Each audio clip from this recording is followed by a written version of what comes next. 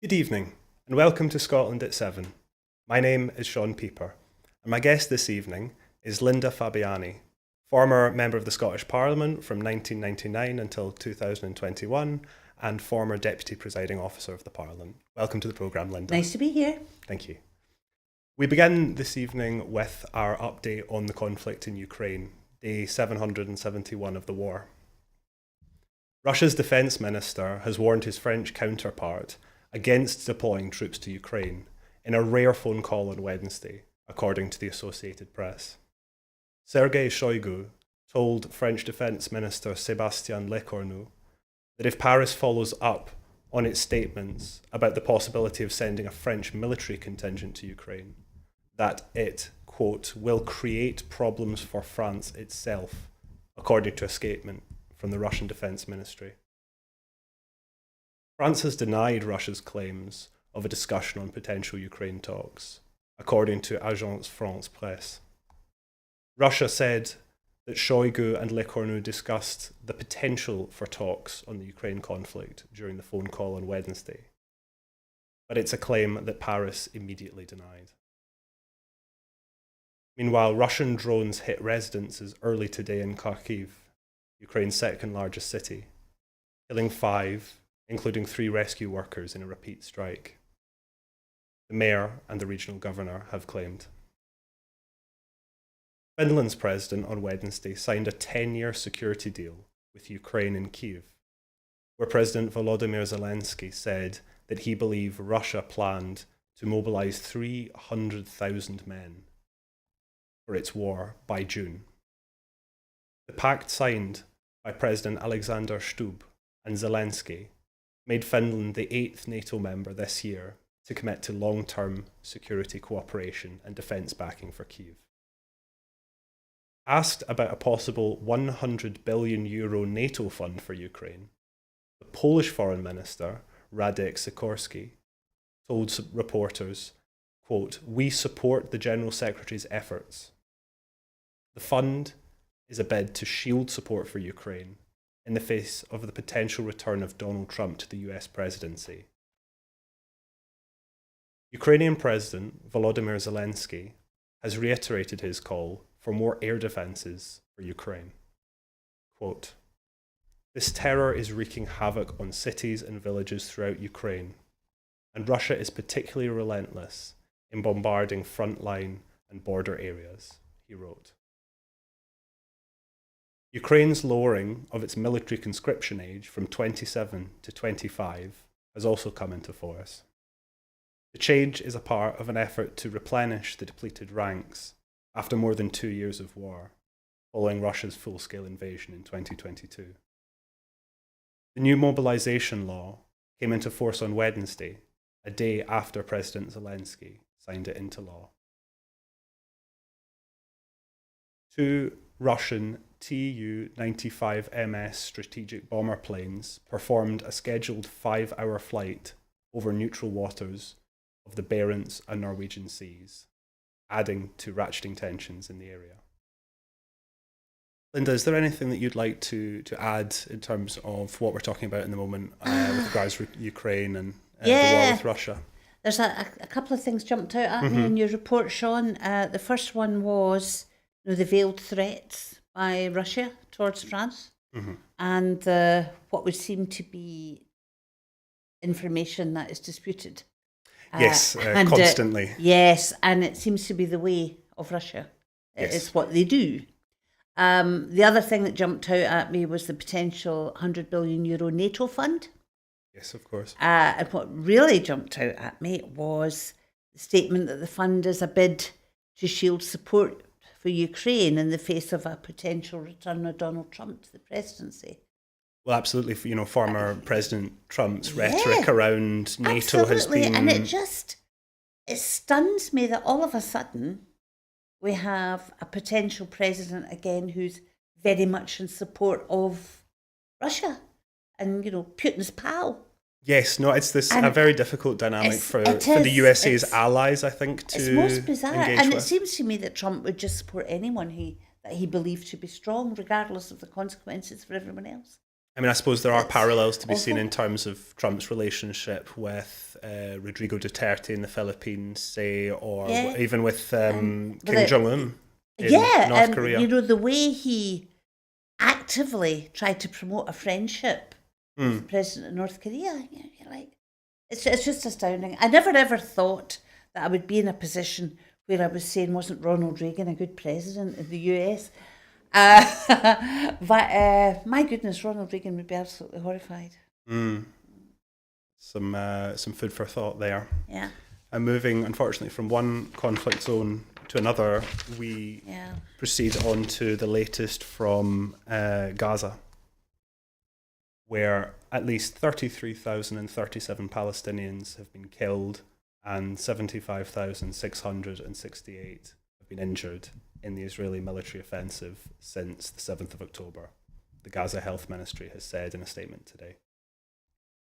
62 Palestinians have also been killed in the last 24 hours, and 91 have been injured also in the past 24 hours. Shimon Friedman, an Israeli spokesperson, has suggested that findings of these investigations into the killing of 7 humanitarian aid workers in Gaza may come in the next few days. The international food charity World Central Kitchen has called for a, quote, independent third-party investigation into the Israeli strikes and has asked Australia, Canada, Poland, the USA and the UK, whose citizens were killed, to join them in demanding this inquiry.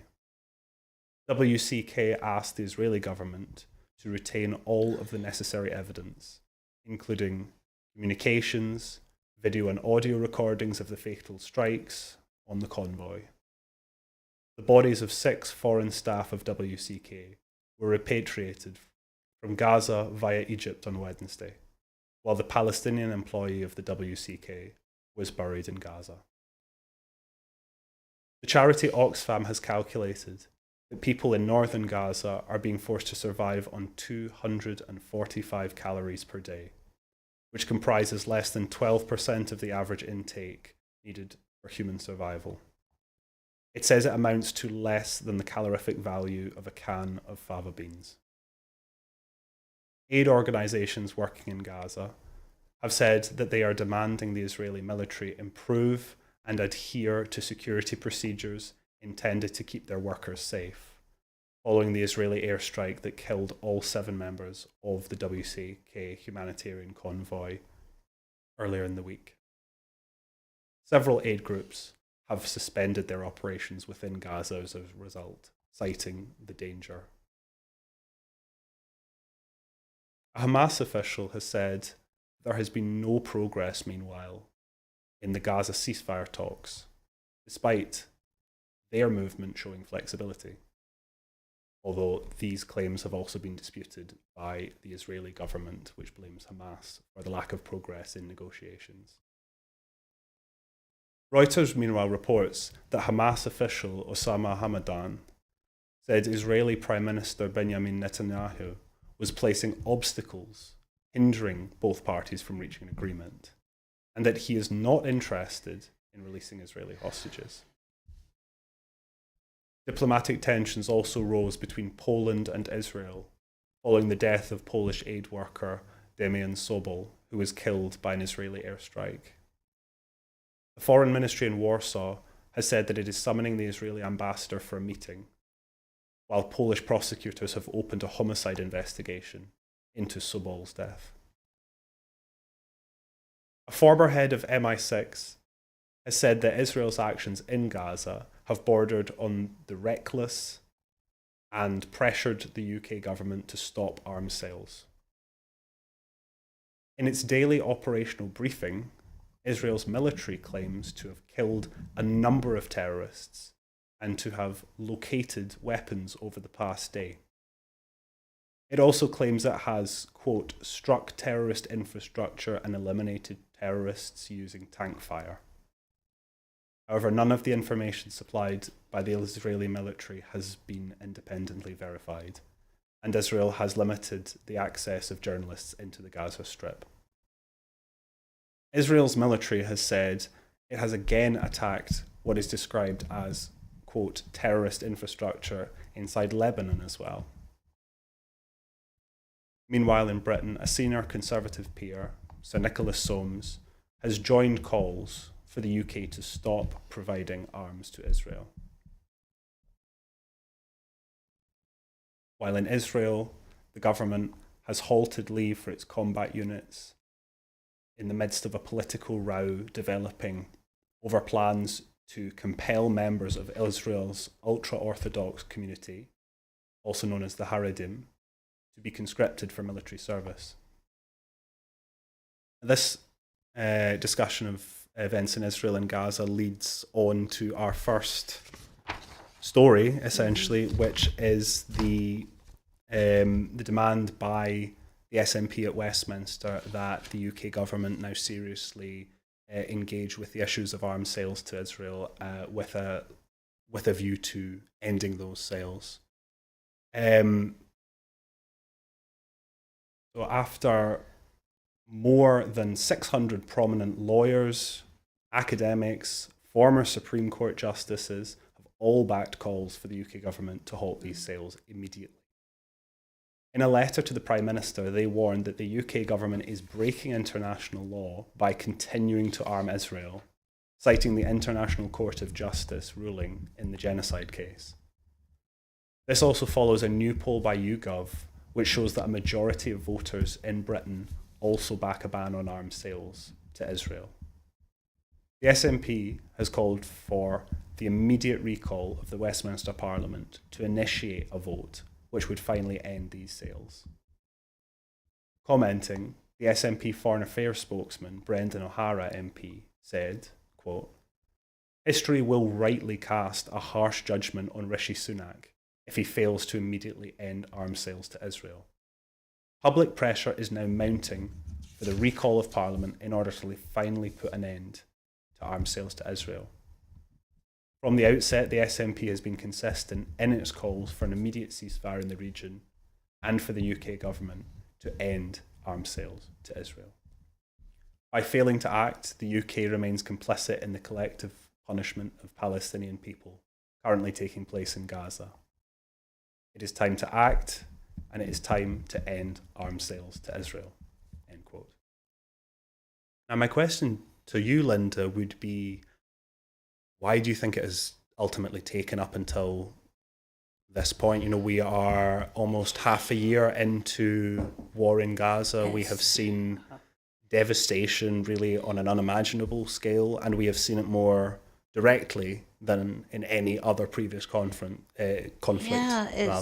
It's beyond horrendous what's happening in Palestine. Totally disproportionate in every way. Everything that's happening is beyond horrendous. But what's equally awful is that Israel's allies are not only refusing to condemn what's happening, you know, they come out with some criticism here and there, but they don't outright condemn it. And not only that, they're still selling arms to Israel. I just find it beyond belief, and I completely agree with the SNP demand. I completely agree with the letter from the 600 prominent lawyers, academics, and former Supreme Court justices. These are very, very important people. The general population, but still we have a Conservative government in Westminster that will not stop the arms sales. Still we have a Labour Party in the UK whose leader will not call to stop the arms sales either. So there's many things I am finding just almost beyond belief. The fact that Rishi Sunak can't even clarify what the criteria are for the export licences for the arms. He's just been mealy-mouthed about the whole thing. You know, what's not been hugely reported is that this panel that agrees whether licences should be given, there's a parliamentary committee that has pulled out of it. There's been criticism of it all the way, and still Rishi Sunak cannot clarify the criteria by which arms can be sold, and continues to let them go to massacre people, because what we're having there is a massacre at the moment. We have a population on the brink of starvation, and under cover of all the horrendous things that are happening and the attacks, we have more land being taken in the West Bank as well. So it's just beyond any justification at all to be sending them arms. As you say, not only are increasing majorities of people in the UK appalled and looking to call for an immediate ceasefire, based on that YouGov polling, 56% are in favour of an outright ban of UK weapon sales to Israel, and that rises to 59% of people who view Israel's actions as a violation of human rights, which at the same time would then also constitute a war crime.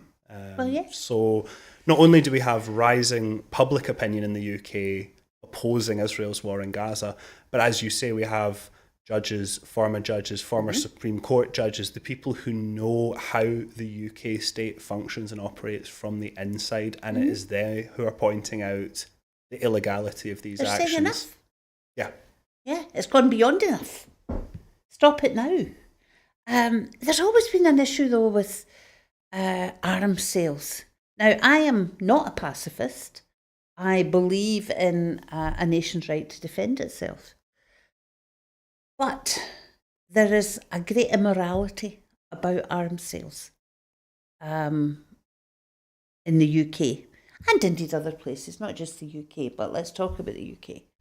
I remember... Sorry, Linda, can I just interrupt you? We're getting a breaking update that apparently UK civil servants are threatening to strike in relation to arms sales to Israel. Oh my goodness. Breaking news. As you say, this cuts this is not just public opinion, this cuts right to who actually makes the UK state function. Oh my goodness, good on them. More power to them. Obviously, we will continue looking at that as it develops. As it moves on. Well, I'm really pleased to hear that. As I was saying, I remember, oh my goodness, how many years is it? Nearly 30 years ago, when Tony Blair's government came into power in 1997. Robin Cook, at that point, said he was going to introduce an ethical arms policy. Now, I have no doubt that Robin Cook tried, right? The basis of his arms policy was that they should never sell arms to anywhere that was going to use them for internal oppression or external aggression. And I think he was pretty genuine about that and pretty determined to keep that going. It didn't always work. I mean, I saw that and heard first-hand accounts when I was in Timor-Leste in 1999, when we were selling arms to Indonesia that were being directly used to oppress the people of Timor. But at least there was something there you could look at and you could say, that is the policy. You're breaking that policy. But the current Conservative government, the Prime Minister can't even say what the policy is. He comes out with a lot of rhetoric about how they consider everything, but he won't say what's considered. Yeah, and now you have all these people, prominent people, important people, coming out against it and saying, stop it right now. And really undermining the government's authority further, simply by the fact that you need people who are retired, people who are no longer in the active application of this power and this system to tell you that you are breaking the law through your actions. Oh yeah, I mean, it's not just saying it's immoral. You're right. They're saying you're breaking the law through your actions. You're potentially committing war crimes yourself here. It's, and I'm really pleased to hear about the civil servants. So that would be interesting to get more information, and it'd be good to hear more about that. Absolutely. Yeah. Well, as you've just mentioned, 1999, that was the year you entered the Scottish Parliament. Yes, it was. Yes. Because leading on from Gaza, I'd next like to talk about the ECHR, namely the Westminster government's plans to leave the European Convention on Human Rights, which would potentially pose threats not just to human rights law in Scotland, but also potentially to the devolution settlement. So Westminster's plan to leave the European Convention on Human Rights, the ECHR, has been claimed to be a direct threat to human rights, according to Alison Thewlis, MP. She said, quote, "The comments from the SNP's Home Affairs spokesperson come after the Prime Minister confirmed he would be willing to take the UK out of the ECHR if it moved to stop his cruel Rwanda deportations. The UK would join Russia and Belarus as the only other non-members in Europe. Tory MPs have already attempted on multiple occasions to rip up the UK's 1998 Human Rights Act, despite widespread opposition from the SNP, advocacy groups, and human rights organisations." Commenting further, Alison Thewlis said, quote, "This is not an idle threat, and it should concern everyone that the UK Prime Minister wants to join Russia and Belarus and drag us out of a convention that protects human rights and political freedoms. Time and again, the Tories at Westminster have advocated to rip up the Human Rights Act and leave the ECHR, making clear that Scots' rights and protections will never be safe under right-wing Westminster governments. This is a direct threat to Scottish human rights and an attack on Scotland's values and Scotland's devolved parliament. Scotland has already been dragged out of the EU against our will, and we must not be dragged out of the ECHR as well." End quote. Now, I was referring back to 1999 because obviously the Parliament had only just been established at this point, and the ECHR was a component of the framework of that Parliament, of its establishment, of the basis on which it would legislate for Scots. Yeah. So I wonder, from your point of view, what would you say the potential threats to that are then, should the ECHR be removed? You know, I think it's a really interesting point, because that all laws made in Scotland and all legislation passed should comply with European Convention on Human Rights is enshrined in the Act that created the Scottish Parliament. So I reckon there will be a lot of constitutional legal minds at the moment exercising themselves over this, and I look forward to hearing the views of these legal experts. And it's very, very important, Sean, because ECHR isn't just about the issues that annoy the UK government because they can't act against the law, against international law.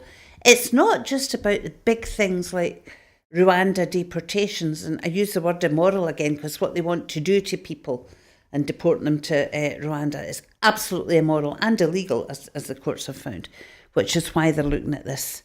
It's not just about these things. It's about all our rights in everyday life. It's about making sure that people are treated well in old folks' homes, for example. It's all these little things that make up a decent life. That was enshrined in the Act of the Scottish Parliament. Now, we found out recently through various things, two things. First of all, that the Westminster Parliament is indeed sovereign and can do what they like to Scotland and can impose laws and can stop laws and everything that goes along with it. This is very, very fundamental about the Act that made the Scottish Parliament. So, as I say, we need the legal minds on board here to talk about this. But we're just finishing this article. There's a sentence that jumps out at me in your report over and over again, and it's awful. If the Prime Minister takes the UK out of the ECHR, the UK would join Russia and Belarus as the only other non-members in Europe. What kind of statement is that? What a triumvirate that would be, Russia and Belarus and the UK. My goodness, it's awful. Now, I want Keir Starmer to be... I hope you give me some breaking news that Keir Starmer has just said how appalling this is and that his government would never let this happen. But I'll not hold my breath waiting for it. But that's surely the kind of thing that the Labour Party in the UK should be shouting about. That's the kind of thing that the so-called Scottish Labour Party, and Anna Sarwar, their leader, should be standing up right now and saying, we will never lie down to Westminster taking the ECHR away from Scotland. And I want to hear that. Well, we'll see how this develops further, I suppose. You know, this is why Scotland needs to be independent. The very idea that there is a potential for a bunch of charlatans that are sitting in Westminster to take away all the rights of people in Scotland, and we accept it. No way we should be accepting it. Now, moving on to our next story. The First Minister has called for commitment to the future of rural and agricultural funding. SNP leader Humza Yousaf has called on Westminster and parties to commit to a future agricultural funding post-2025. Mr Yousaf joined SNP candidate for Caithness, Sutherland and Easter Ross, Lucy Beattie, at Dingwall and Highlands Mart to meet with staff and tour the facility. The SNP leader then joined a roundtable discussion to hear about the opportunities and challenges currently facing the industry, including the uncertainty of funding for farming from 2025. The UK government have refused to commit to maintain agricultural funding at EU levels beyond 2025, leaving Scottish farmers and businesses operating in a climate of uncertainty. As a member of the EU, Scottish farmers had funding certainty for 7 years ahead. Humza Yousaf has called on Labour and the Tories to commit to long-term future agricultural funding post-2025. This would maintain the level of previous EU support and would truly reflect the contribution rural Scotland makes to food production, climate change mitigation and nature restoration. Speaking ahead of the visit, Humza Yousaf said, quote, "Scotland's rural industries are bursting with talent and potential. They are not just crucial to Scotland's national brand, they are crucial to our national prosperity. From farming and fishing to forestry and tourism, the industries across our highlands and islands are vital to every aspect of our nation's economy and well-being. As a result of Brexit, our farmers and agriculture sectors are facing unnecessary challenges. Not only has Brexit led to a huge cut to rural funding for Scotland, the current limited amount of certainty farmers and other rural industries have received runs out in 2025 and is causing significant problems for the industry. It's not good enough. Our rural industries need and deserve multi-year guarantees of funding from Westminster post-2025 to replace the 7-year certainty of EU monies they received before we were dragged out of the EU." End quote. Now, this funding for agriculture obviously has been a contentious issue since even before the Brexit vote. I think the potential impact of Brexit on farming and on fisheries were probably the 2 points most discussed before the referendum, although obviously probably not discussed to the extent that they should have been. However, this could be quite a significant issue if the funding is not continued, and also equally could completely erode certain aspects of Scotland's agricultural sector that are unique within Scotland. As we were discussing earlier, you know, the Scottish shellfish industry, as opposed to just generic fisheries, has suffered massive financial implications from the loss of its EU markets. Yeah, I mean, this is just part of the bigger picture of how Brexit has affected agriculture, farming, fishing, our food and drink industry. I mean, I do remember the pre-Brexit promises. There was going to be more support for the farmers, there was going to be more money, it was all going to be the land of milk and honey. And now we have all these issues facing us, uncertainty of funding, the loss of markets, delays, the paperwork, the bureaucracy that's now involved in trying to export. So, yeah, I mean, Humza Yousaf is quite right. We do need a commitment on this and many other things in relation to our rural industries. It must be very, very concerning for farmers right now, They used to have, and of course they moaned about the EU and they moaned about the funding and everything else. That's the nature of human beings, is to moan about whatever you're getting, and it can always be better. But they must be seriously concerned now, because they used to have a 7-year cycle of knowing where they were at. Yes, exactly. And now they have, 2 years, and they don't know what's happening next. And with no idea if any of it will continue beyond next year. Yeah, hugely concerning. And that actually, I mean, studies have shown that there's great mental health issues amongst farmers. Absolutely. And this is just going to make things worse. It's the uncertainty. And again, you know, Labour, I wish Labour would come out and say what they would do. They just hedge around everything. I mean, I understand that there's concerns about funding and everything else across all aspects of life by any incoming government. But they've been to see the books. They know what's there. They know what can be done. I just wish they would say some of it. And a big problem in the UK just now is lack of infrastructure funding of all sorts. Yes, absolutely. And agriculture and rural funding is part of our infrastructure. It should be clear. Absolutely, I think that's it's crucial to see agriculture in that sense. No, not as like an industry that produces luxuries or treats, but actually fundamentally how a country sustains its population. Yes. So with it facing challenges from Brexit, which are adding to the challenge of actually encouraging young people to enter the profession of farming, animal rearing. Well, that's right. I mean, the Scottish Government has had lots of initiatives trying to encourage young people to carry on with farming. And crofting is another issue. And trying to encourage women particularly as well. And, you know, you can have all the encouragement you like, but if the basic infrastructure there isn't there, if the basic trust in the government that is responsible for it, which is UK, unfortunately, isn't there, why would anybody want to take a chance on their career like that? Well, exactly. I mean, staying on the topic of both Brexit and food, the new Brexit import charges are set to be introduced. Trade groups have warned that consumers could see a rise in food prices after the UK government announced the introduction of these post-Brexit charges on imports of food from the EU and also plant products, which will be brought into effect later this month.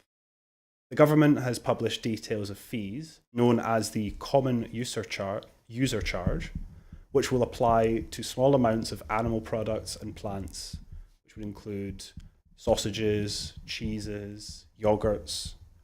Any of these goods entering the UK from the EU through the Port of Dover and through the Eurotunnel of Folkestone will be eligible for these charges.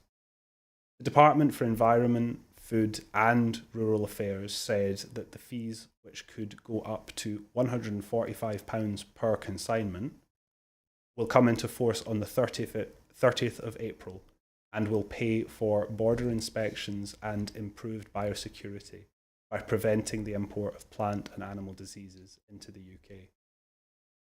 The charges apply to imports entering the UK and transits entering and leaving. The UK government has delayed the introduction of the charges 5 times already since the UK left the EU.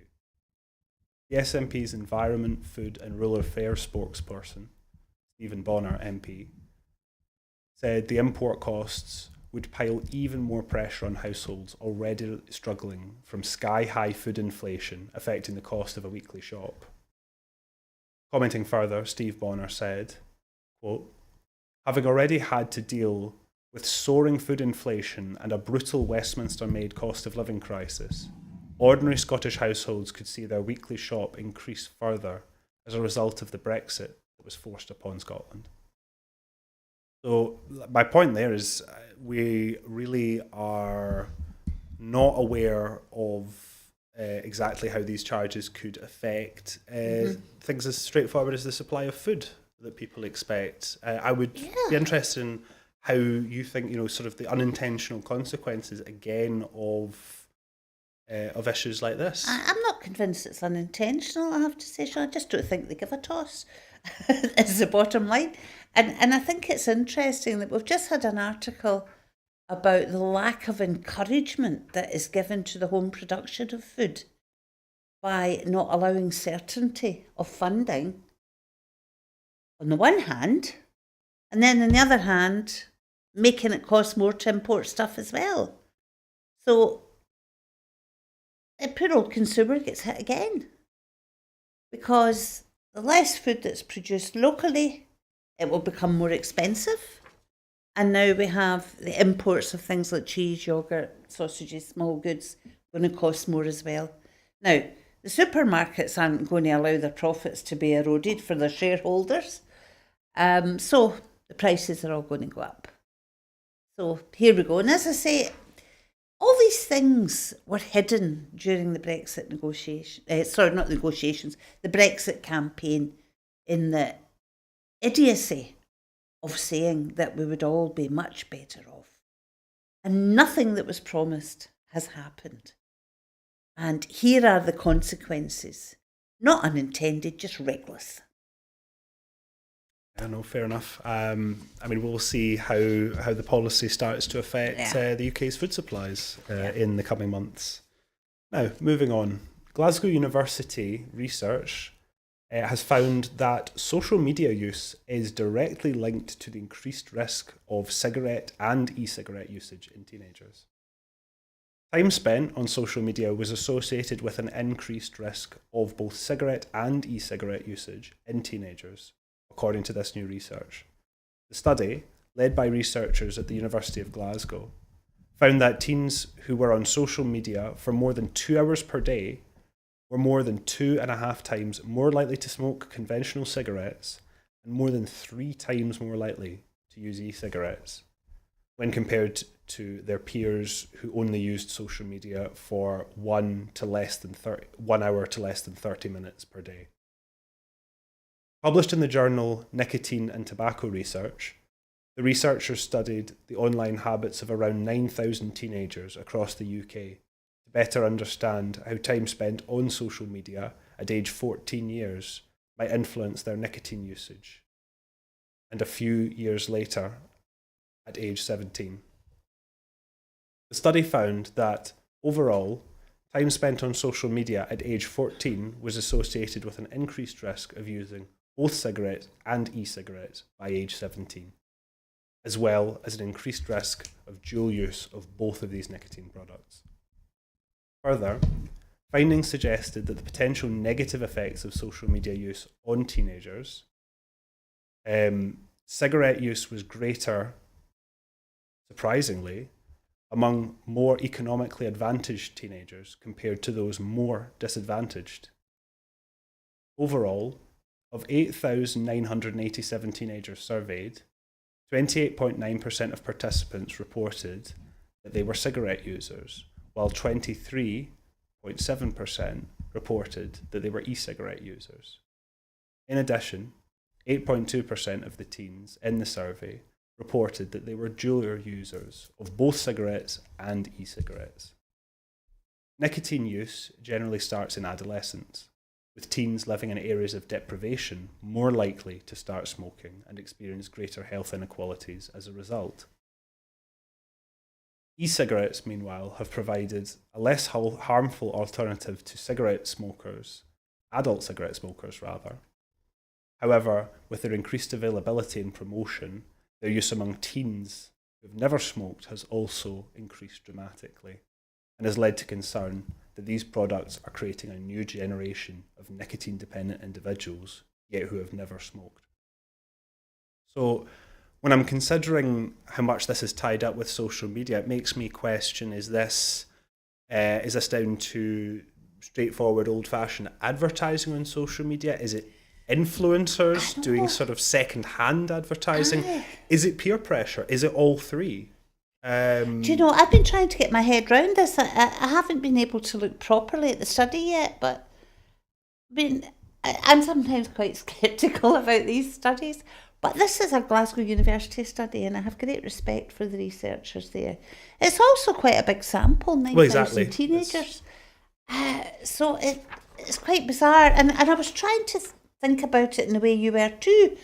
I mean, are there social influencers who are sitting puffing e-cigarettes or smoking cigarettes? Because teens have always been influenced by what they see and what they perceive to look cool. Though if those they admire do it, I mean, in my generation, it was people in films. I mean, I remember the cigarette holder and the big long cocktail cigarette always looked wonderful in Audrey Hepburn.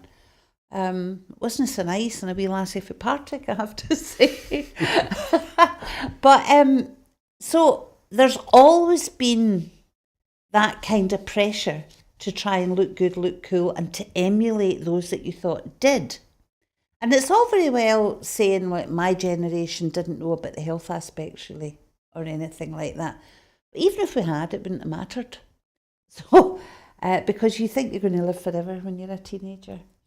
The other thing, though, that I wondered about was, this correlation between those who watch a lot of social media seeming to be more likely to smoke cigarettes or e-cigarettes. Could that partly be stress as well? Because there are other studies which say that those who watch an awful lot of social media, especially if they're watching people who make them feel inadequate, can suffer from a lot of stress. So is there an issue about, some kids sitting in their room for hours on end watching something, feeling quite stressed and thinking that perhaps a vape or a cigarette will help with I can certainly see how that becomes a vicious cycle very quickly. What also stood out to me is the fact that actually children from more economically advantaged backgrounds were more likely to be affected by this. Now, that could simply be down to those children are more likely to all have smartphones all the time, maybe more easy access to social media. Money. And the money to also procure vaping products. These things aren't cheap. But what also it does also make me consider, is it, again, it's the impact of influencer culture. It's kids who maybe would not actually naturally have been surrounded by a lot of nicotine usage, but actually it's as you say, it's the descendant of the film star or the musician. It's the social media influencer or however it might be, just simply seeing other people their age engaging with nicotine products. But there's also the issue about, which has been on another related topic, much in the news, which is about the deliberate, I believe, and others believe, targeting to young people by fancy flavours, sweet flavours, nice sounding names of things you can buy to vape with. There's all of that as well.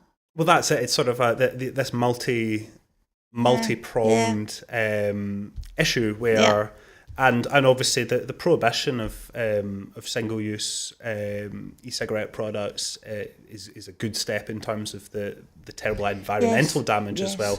The worry is that we end up also then with a continuing black market in these kind of products where they are already very poorly regulated. In terms of also the ingredients that are in them, heavy metals, formaldehyde being found in some of the liquids.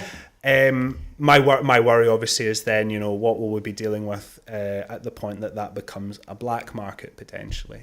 Well, I remember when I was a kid, you were able to buy you'll never have heard of it, Sean, you're too young, but you were able to go into a local shop as a kid and buy a tip single, which was a single cigarette.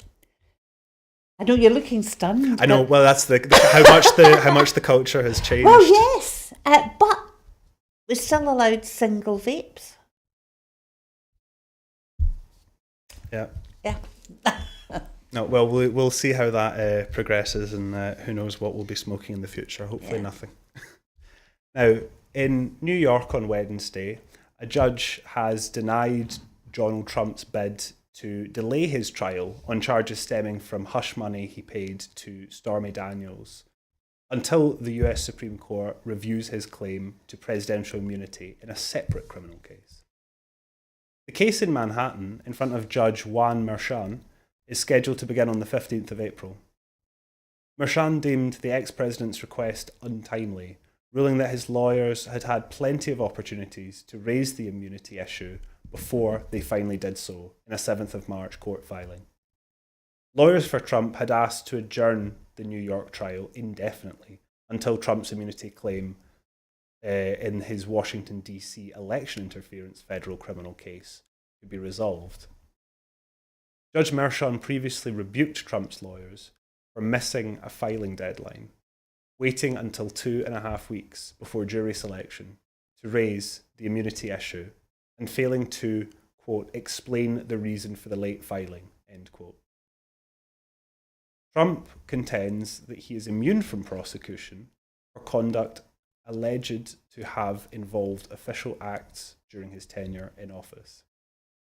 Jury selection in the first ever criminal trial of a former US president is scheduled to begin on 15th of April.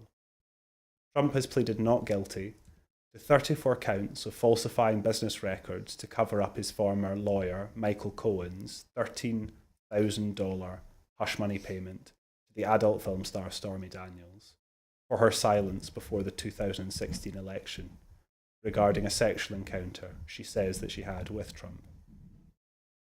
2 days ago, Judge Mershon expanded a gag order against Trump, preventing the ex-president from making inflammatory comments about the judge's family members after they became the target of personal attacks by Trump. Now, moving to Italy, Venice has announced that it will be imposing €5 per day tourist tax levies. The mayor of Venice has announced these plans to charge day trippers specifically an entrance fee to the city, making Venice the first major city in the world to adopt such a measure, when the long-mooted €5 fee comes into force later this month. Luigi Brugaro said that the objective was not to make money for Venice's coffers, but to, quote, defend the lagoon city, which attracts an estimated 40,000 visitors per day, and to make it more livable in the process. These tickets will be bookable online and apply on 29 peak dates between the 25th of April and the 14th of July.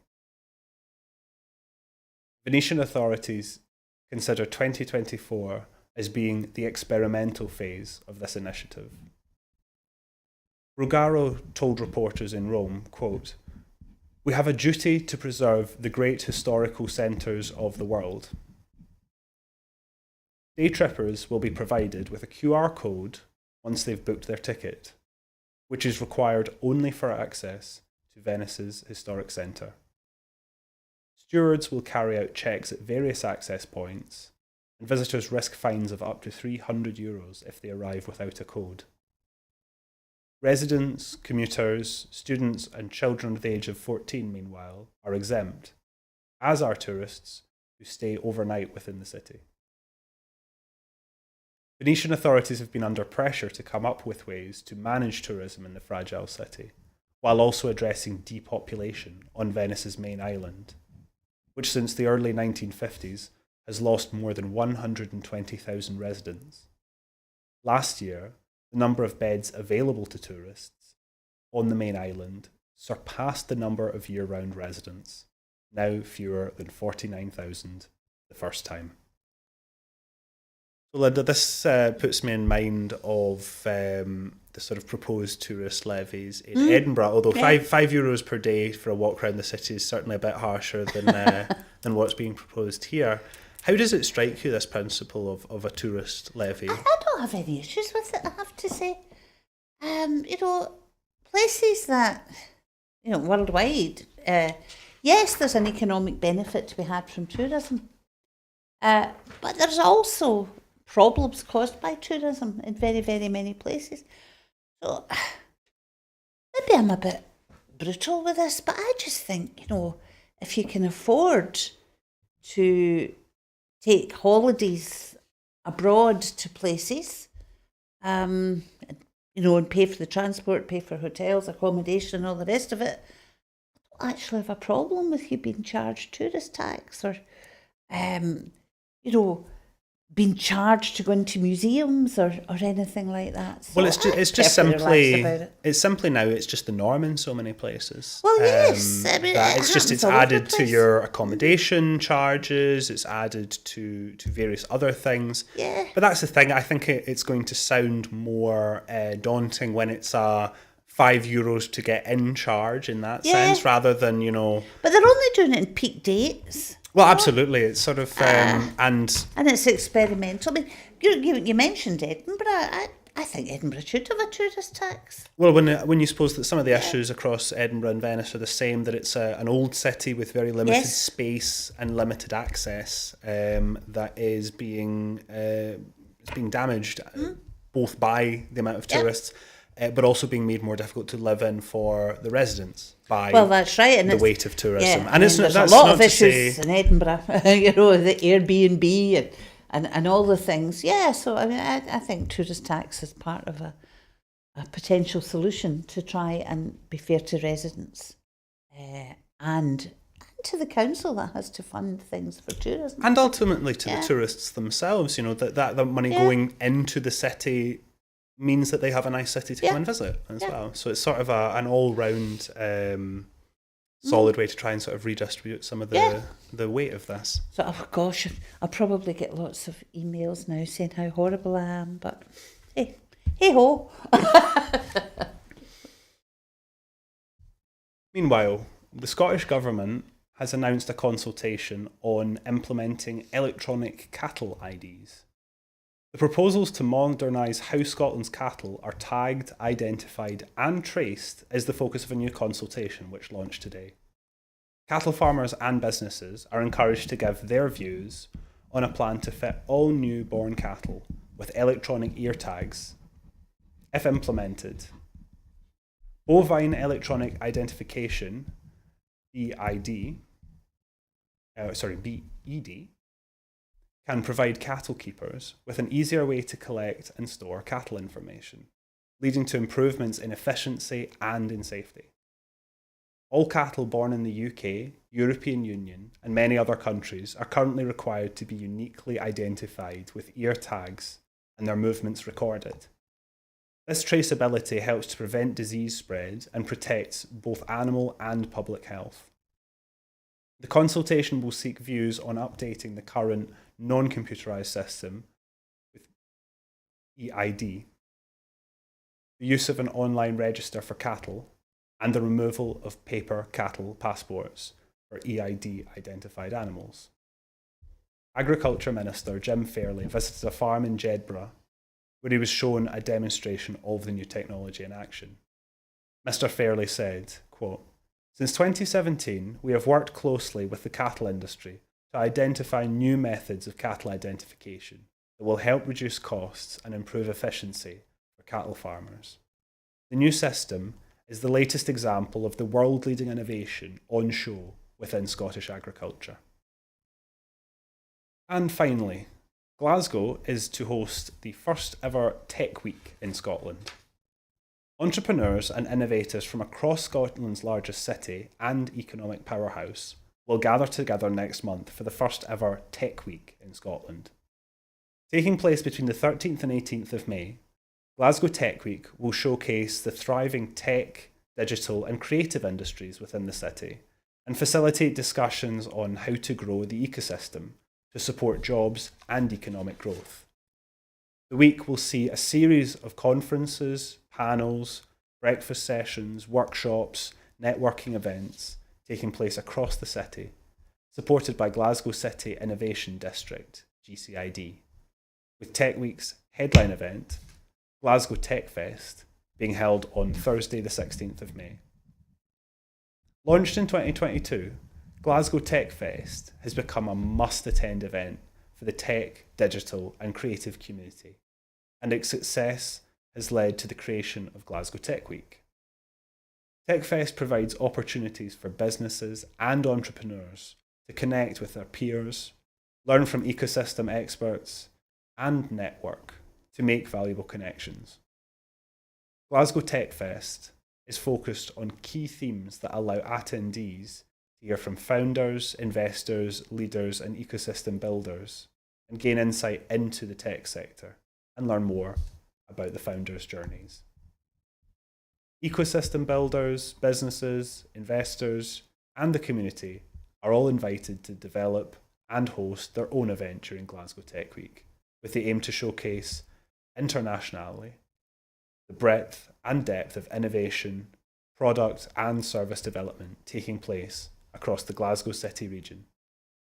Businesses and organisers located within Glasgow City can apply for a Tech Smart Meetup subsidy available from Glasgow City Council to support the delivery of conference and tech ecosystem events within the city.